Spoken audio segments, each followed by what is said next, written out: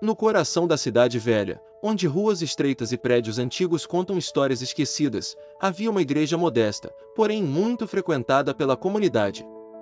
Entre os fiéis, um homem chamado Joaquim era conhecido por sua presença constante nas missas e pela dedicação em ajudar o próximo. No entanto, no fundo de sua alma, ele carregava um fardo que não podia compartilhar com ninguém. Certa tarde ensolarada, Joaquim decidiu revisitar um dos salmos que sempre lhe tocará profundamente, o Salmo 51. Enquanto lia em voz baixa as palavras "Lava-me completamente da minha iniquidade e purifica-me do meu pecado", ele podia sentir uma dor profunda e um desejo de redenção que há muito lutava para expressar. Joaquim carregava um segredo obscuro. Anos atrás, ele havia se desviado de seu caminho, cometendo atos que agora se arrependia profundamente.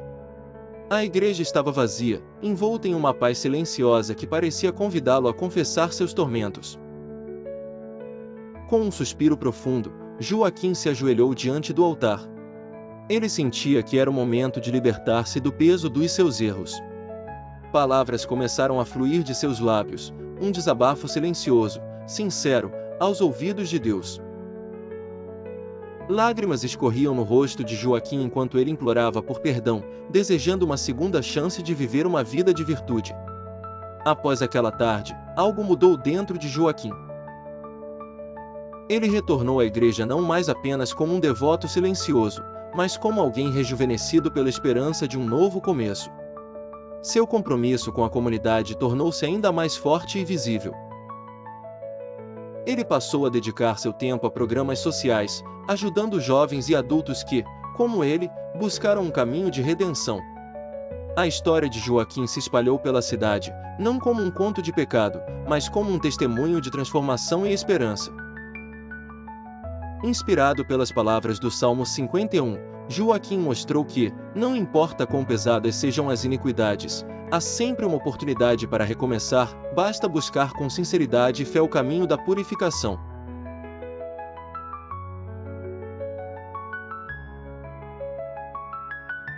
O Salmo 52 destaca a oposição entre a maldade do homem e a justiça divina. Este salmo é atribuído a Davi e foi escrito numa ocasião específica quando Davi soube que Doeg, o Edomita, havia informado a Saul sobre o encontro de Davi com o sacerdote Aimeleque. Refletindo sobre a situação, Davi compara a arrogância e a malícia dos homens que confiam em suas próprias riquezas e força, aos justos que confiam na misericórdia e na justiça de Deus. Nos primeiros versículos, Davi questiona o orgulho e a prepotência dos ímpios. Ele descreve como suas palavras são afiadas como facas, usando engano e destruição em suas falas. No entanto, ele afirma com confiança que Deus os destruirá para sempre, arrancando-os de suas tendas e desfazendo suas raízes na terra dos vivos. O Salmo coloca uma ênfase especial na ideia de que aqueles que confiam na prosperidade enganadora e na busca implacável pelo mal não terão um fim feliz. Davi menciona que os justos verão a queda dos ímpios e se regozijarão, tirando lições de como a confiança em Deus é o verdadeiro caminho. Por outro lado, o Salmo oferece conforto para os que são fiéis, comparando-os a uma oliveira sempre verde na casa de Deus, aludindo à prosperidade espiritual e estabilidade. Davi termina proclamando sua confiança em Deus, agradecendo-o eternamente por sua bondade e prometendo esperar pacientemente por sua intervenção, pois é bom diante dos santos. O Salmo 52, portanto, pode ser visto não apenas como uma crítica aos ímpios, mas também como uma declaração da fé judaico-cristã na justiça divina final. Encorajando os fiéis a buscarem a retidão e a depositarem sua confiança apenas em Deus, mesmo em face da adversidade e da falsa segurança dos poderosos.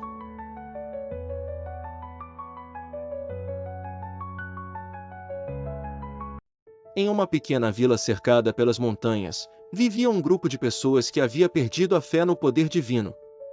Elas viviam suas vidas sem prestar atenção à espiritualidade, negando a existência de algo maior e mais poderoso. Esta comunidade, outrora unida pelas crenças comuns, agora estava tomada pelo materialismo e pelo egoísmo. Certa tarde, uma senhora sábia, conhecida como Dona Amélia, procurou reunir alguns dos moradores para ler o Salmo 53. Sua ideia era lembrá-los da importância de se reconectar com o divino e encontrar propósito além das riquezas materiais. Os insensatos dizem em seus corações que não há Deus, começou Dona Amélia, enquanto os olhares curiosos dos moradores se voltavam para ela. Ela explicou como aqueles que rejeitam a presença divina muitas vezes caem na corrupção moral e na perda da verdadeira essência humana. As palavras do salmo ressoaram na mente de um jovem chamado Lucas.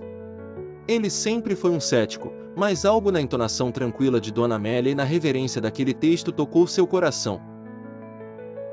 Lucas começou a refletir sobre o vazio que sentia em sua vida, apesar de todo o sucesso financeiro que havia conquistado. Enquanto o sol se punha, derramando uma luz suave sobre a vila, Lucas decidiu que precisava mudar sua vida. Ele se aproximou de Dona Amélia após a reunião e pediu orientação sobre como fazer para resgatar sua fé. A senhora, com um sorriso gentil, ofereceu-se para acompanhá-la em sua jornada espiritual, prometendo que juntos encontrariam o que realmente importa.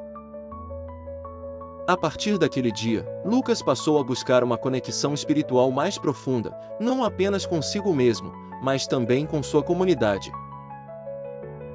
Ele começou a se envolver em atividades beneficentes, distribuindo não apenas sua riqueza material, mas também disseminando as lições que aprenderá sobre fé e compaixão. Com o tempo, a vila viu uma transformação significativa.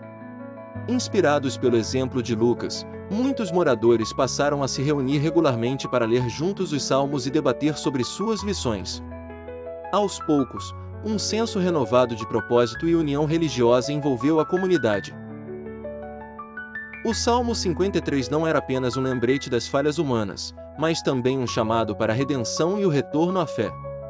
E assim, em meio às montanhas, a vila encontrou sua paz através da rejeição da negação e da aceitação do divino.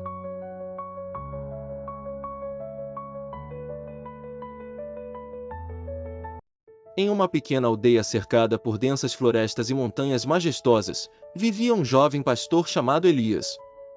Elias tinha um coração puro e uma fé inabalável, mas enfrentava grandes dificuldades. A aldeia estava atravessando momentos difíceis, com recursos escassos e ameaças constantes de saqueadores. Em uma noite escura e tempestuosa, os ventos uivavam entre as árvores e a chuva caía implacável. Elias decidiu buscar refúgio na pequena igreja no centro da aldeia. As paredes da igreja eram antigas e desgastadas, mas ofereciam um senso de paz que ele tanto precisava naquele momento. Ao entrar na igreja, Elias caiu de joelhos diante do altar e começou a orar fervorosamente.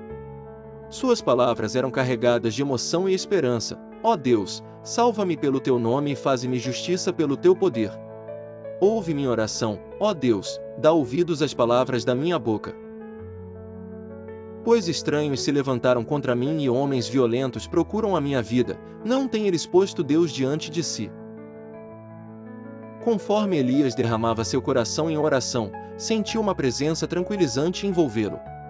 Mesmo sem uma resposta imediata ou um milagre visível, ele sabia que não estava sozinho. Uma paz interior começou a florescer dentro dele, uma certeza de que sua oração havia sido ouvida. Naquele momento de comunhão com o divino, Elias lembrou-se dos ensinamentos de seus avós, que diziam que Deus sempre caminha ao lado daqueles que depositam sua confiança nele. Revigorado, Elias saiu da igreja na manhã seguinte com um renovado senso de propósito e determinação. Com sua fé fortalecida, Elias reuniu a comunidade e juntos encontraram maneiras de superar as suas dificuldades, trabalhando em unidade e com coragem para proteger sua aldeia dos perigos. A oração de Elias não apenas lhe deu força para continuar, mas também inspirou outros a fazer o mesmo, criando uma rede de solidariedade e esperança. Elias se tornou uma fonte de inspiração na aldeia, mostrando a todos que, nos momentos mais sombrios, a fé pode ser uma luz que guia para um caminho de salvação.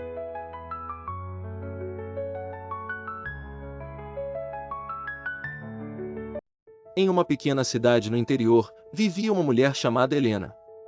Conhecida por seus vizinhos como alguém de fé inabalável, ela frequentava a igreja local todos os domingos e encontrava grande conforto nas palavras dos salmos. Entre eles, o Salmo 55 era particularmente significativo para ela. Helena enfrentava desafios em seu dia a dia que abalavam seu espírito.